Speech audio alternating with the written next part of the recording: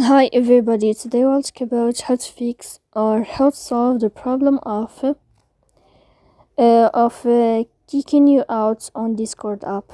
To know how to fix or how to solve kicking you out on Discord app, you should just go to settings.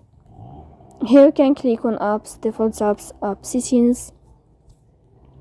Then you will enter to the window of Discord.